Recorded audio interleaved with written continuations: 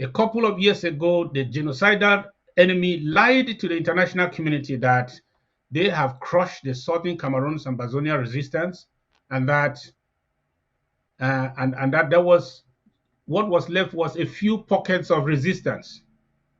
3 years after that, despite the war crimes committed daily by these Bulu Beti genocidal hoodlums on our innocent civilians, you, our versatile ARFs, are constantly creating hell for them, using more innovative guerrilla tactics.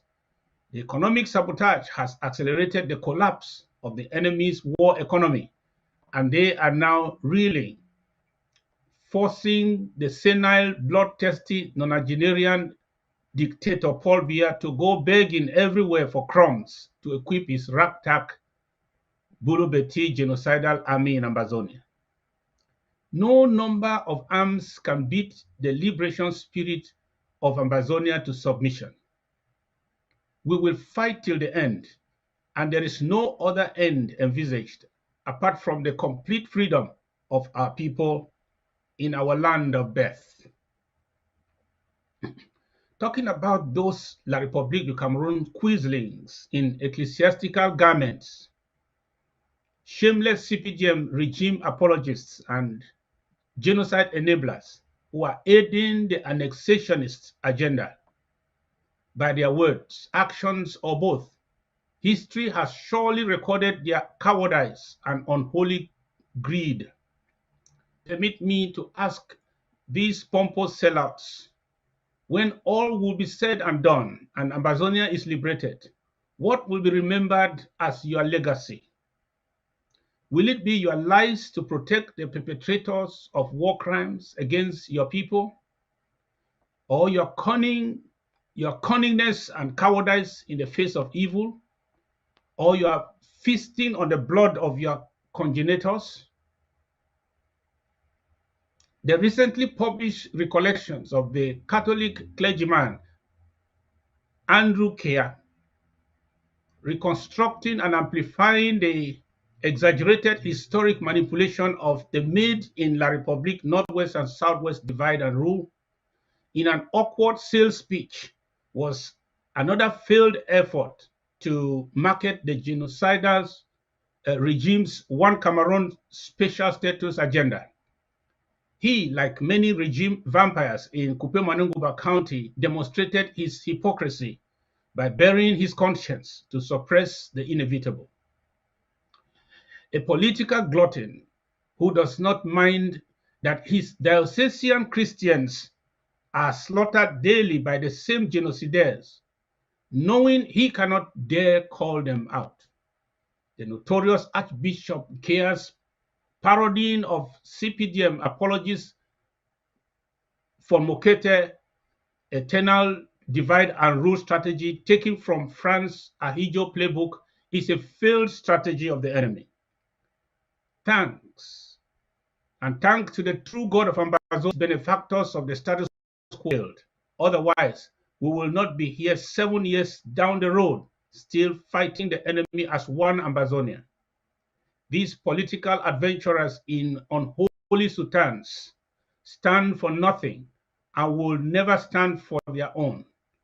That is why in Kea, no disrespect intended, because when you join politics, like I have done, your title becomes irrelevant.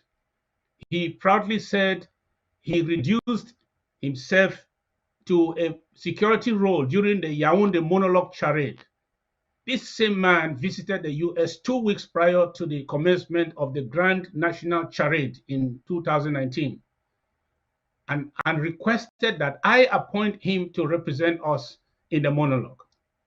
I vehemently rejected his cunning offer, just like I rejected the offer of the late traitor-in-chief Frundi a year later.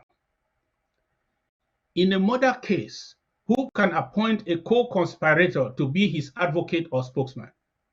That would be the height of insanity, isn't it? Today you can see that we were right. What solutions did Nkea, the politician, propose during the charade in Yaoundé apart from playing the security role? The Archbishop and the Church's muteness on the late Cardinal Tumi's research, which concluded that 69% as at 2017 of otherwise pro-regime Southern Cameroonians wanted absolute separation, is telling. This man is not alone in his crooked maneuvers. CPDM apologists who hail from this county also are desperately trying to manipulate and turn our populace against our liberation movement. Buying our hungry chiefs, some traditional notables, and manipulating some hopeless youth to work for them. These Bulubeti hirees are the remaining parasites we must go through in this county to fully take command and control of our national territory. My dear people of Upper Balo, Mbo, Basosi, Bakosi, and environs, remain resolute. Do not heed the manipulations of agents of the authors of our subjugation, so-called elites of Kupe-Maneguba County. Don't listen to their gimmicks aimed at protecting their privileges under the unacceptable status quo. Their money is stained with the blood of our ancestors. If you take it, you take upon yourselves and your generations to come a curse.